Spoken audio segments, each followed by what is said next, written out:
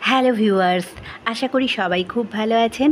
আবারও একটা নতুন ব্লগে আপনাদেরকে ওয়েলকাম জানাচ্ছি। আপনারা দেখছেন পিয়া ডেইলি। তো সঙ্গে থাকুন, দেখতে থাকুন আজকের ব্লগটা।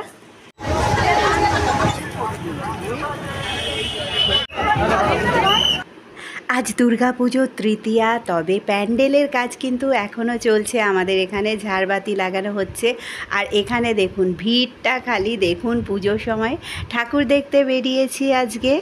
তো রাস্তায় যেতে যেতে এই মায়ের মণ্ডপের সামনে চলে এসেছি। তো এখানে খুব সুন্দর করে সাজিয়েছে মণ্ডপটা, দেখতেই পাচ্ছেন আপনারা।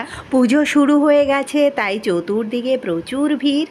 তবে এখানে একটু খালি পেয়ে ফটো ভিডিও এগুলো করে নিলাম। আজ থেকেই রাস্তাঘাটে প্রচুর লোকজন বেরিয়ে পড়েছেন ঠাকুর দেখতে।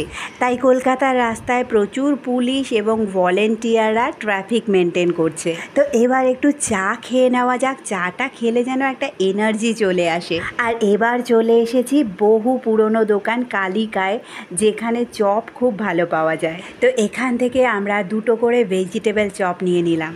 আর এই যে এবার আবারও একটা মণ্ডপের সামনে চলে এসেছি। তারপর চলে আসছি এই মণ্ডপে, যেটা উত্তরাখণ্ডের কেদারনাথ মন্দিরের আদলে তৈরি করা হয়েছে। আর এখানের ভিড়টা খালি একবার দেখুন। একটু পরেই বলছি কোথায় এসেছি।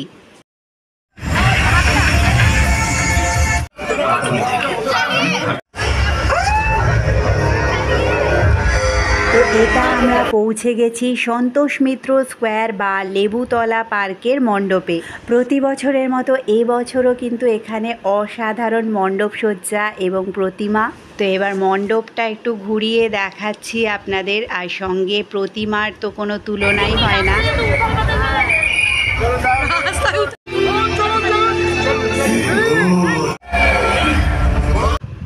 এবার প্রতিমা দর্শন করে বেরিয়ে আবার চলে এসেছি শিয়ালদা স্টেশনে। যদিও শিয়ালদা স্টেশন থেকে অল্প একটু হেঁটেই পৌঁছে যাওয়া যেত এই মণ্ডপে, তবে পুজোর সময় বেশ কিছু রাস্তা বন্ধ করে দেওয়ার জন্য অনেকটা ঘুরে পৌঁছাতে হয়েছিল।